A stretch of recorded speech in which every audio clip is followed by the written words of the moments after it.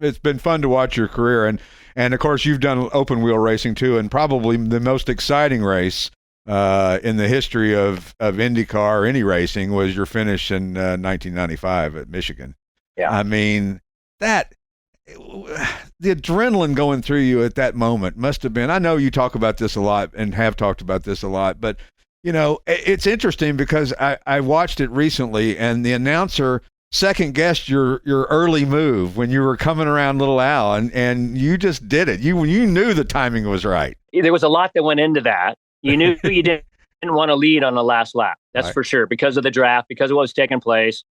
And so here we are, we're coming off of, we're going in turn 3, turn 4. Little Al's right on me. We exit turn 4. He goes down. I actually just let him go. So he passes me for the lead. White flags flying, passes me for the lead. We roll into turn 3. Roll into turn 1. And in my mind, I know exactly what I would do if somebody's behind me. So that's what I figured Little Al would do. So as we go down the back straight, he's trying to shake me loose. So you see these guys weaving like this. Yeah. That means they're trying to break the draft as much as they can. And so I fake down to the left, the inside. I know he's going to counter, so he does that.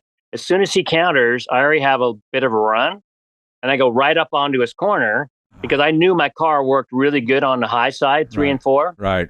And so for me, it was checkers or wreckers. Either I was going to crash or I was going to come out on top. And fortunately, it was the latter of the two, and it's still this day one of the closest finishes in IndyCar history. Oh man, it's so fantastic to watch that and to see that happen. And of course, those Penske cars, were those Mercedes powered then? Was that earlier that they were Mercedes powered?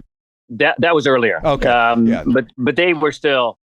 Oh my gosh, the Penske organization is fantastic, and when you're competing with whether it was Little Al or Emerson or whoever was driving for Roger, Danny Sullivan, when I first stepped in, arguably one of the best teams year over year in the industry, still to this day. Sure, it never comes easy, no. And if you can beat them, it's pretty sweet. That picture of Roger sitting at that big table with all those 18, now was it 18 or 19 Indy 500 win trophies? My God, yeah, that's impressive. That's crazy. That'll give you a little goosebumps, won't it? I think even to this day, it rates as one of the highest rated IndyCar races for viewership.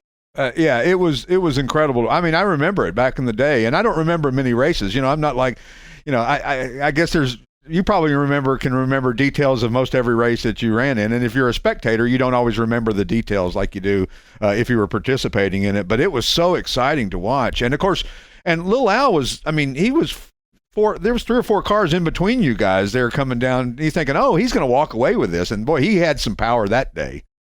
Yeah.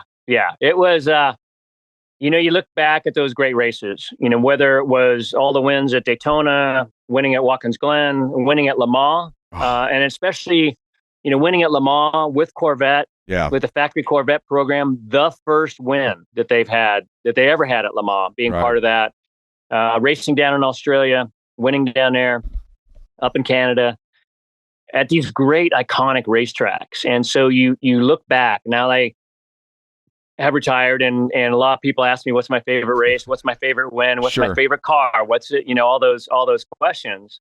And looking back, I've just been, again, just so blessed to get to race all those great tracks and win. You've been listening to the Classic Auto Mall podcast with your host, Stuart Howden.